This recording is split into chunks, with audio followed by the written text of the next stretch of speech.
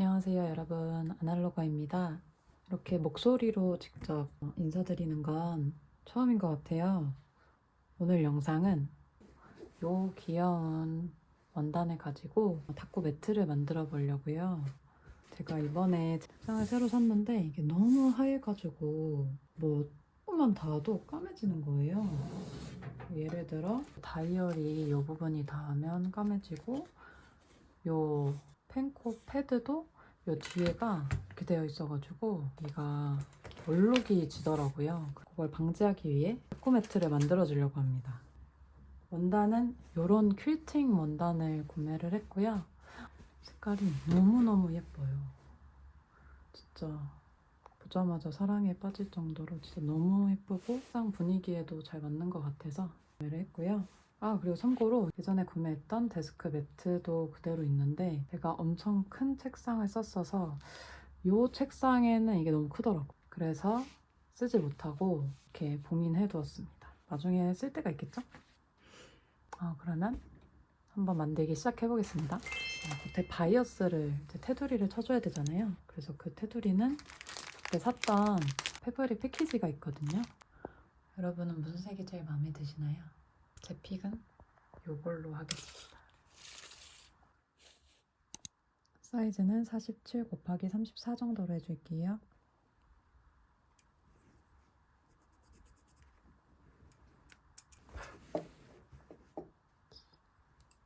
일단 재단을 어느 정도 했고, 뒷부분은 이렇게 이미 천이 덧대어져 있어서 따로 처리는 안 할 거예요. 여기 짜투리 부분 잘라줄게요.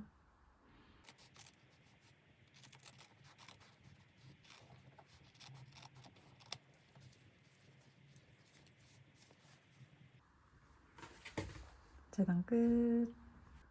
이대로 써도 되겠는데요?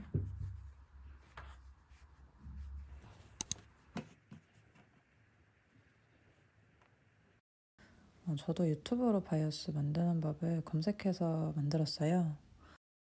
천이 작아도 충분히 긴 바이어스를 만들 수 있더라고요. 지루하실 수도 있으니까 빨리 감기로 만드는 법 담아봤어요.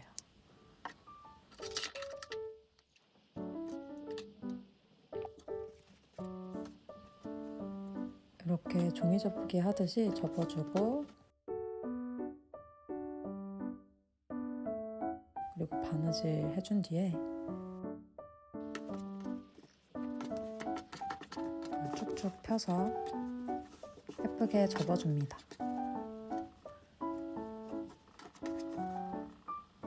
역간격 잘 맞춰서 접어주세요.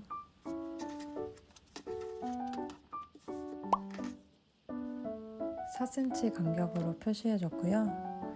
밀리지 않게 잘 잡고 잘라줄게요.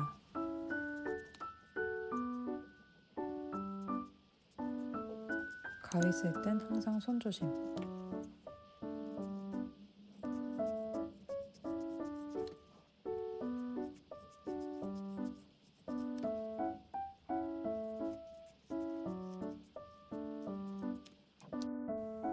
이걸 이렇게 펼쳐주면 긴 바이어스 완성. 바이어스 완성. 이 정도 길이면 내 모서리 다 커버할 수 있을 것 같죠?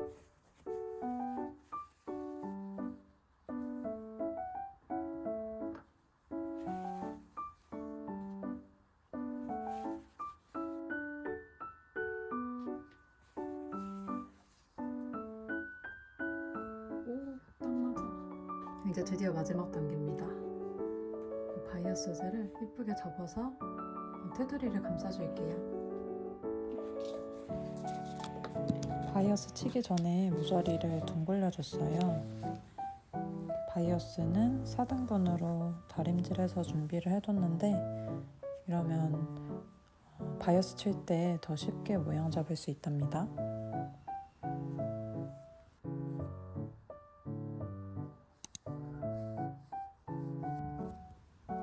바이어스는 바깥쪽 먼저 감싸서 바느질을 해주고, 그걸 뒤쪽으로 이렇게 넘겨서 공구르기를 해줄게요. 미싱이 있다면 한 번에 박아버리면 좋은데 저희한텐 미싱이 없으니까요. 열심히 손바느질 해주겠습니다. 그리고 이음을 최소화하기 위해서 긴 기장의 바이어스를 최대한으로 사용해줬어요.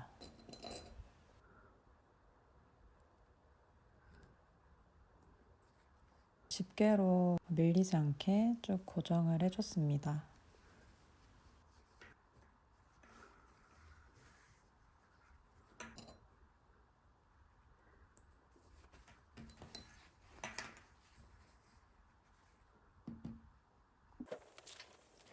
여기서 제가 실수한 점이 나오는데요. 너무 끝에서부터 바느질 했다는 거예요. 이 바이어스를 나중에 이제 이어줘야 되는데 너무 끝부분부터 바느질을 해가지고 되게 익기가 어렵더라고요. 그래서 끝부분을 좀 남겨서 바느질을 시작해주면은 나중에 수월하게 연결할 수 있습니다. 모서리는 둥글게 하길 잘한 것 같아요. 훨씬 귀엽지 않나요?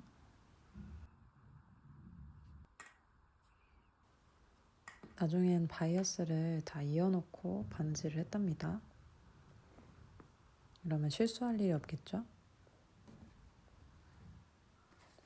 모서리 부분은 잘 접힐 수 있도록 가위질을 조금씩 해줍니다. 네 군데 모두 다 해주세요.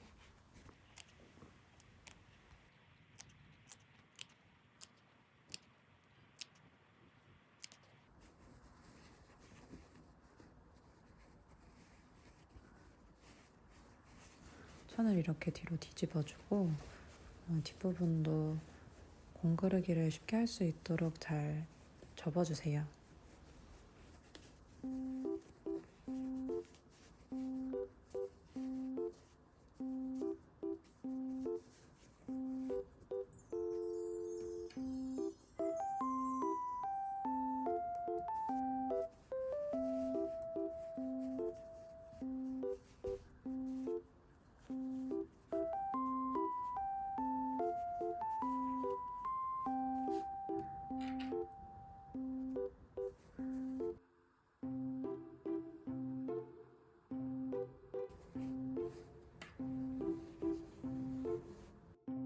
안녕하세요 여러분.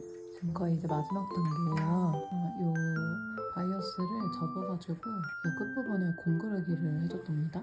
지금 저기서부터 여기까지 다 된 상태고 여기만 이제 마무리 해주면 끝이에요. 이렇게 손바느질로 하다 보니까 생각보다 시간이 되게 오래 걸리더라고요. 얼른 마무리하고 끝내주겠습니다.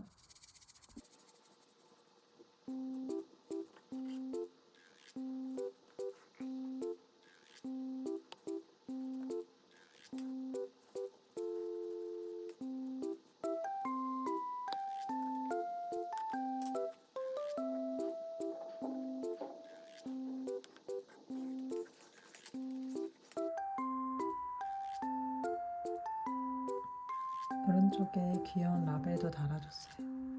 매트랑 세트로 피코스터 같은 것도 만들었는데 이거는 이렇게 연필꽂이를 놔주려고요.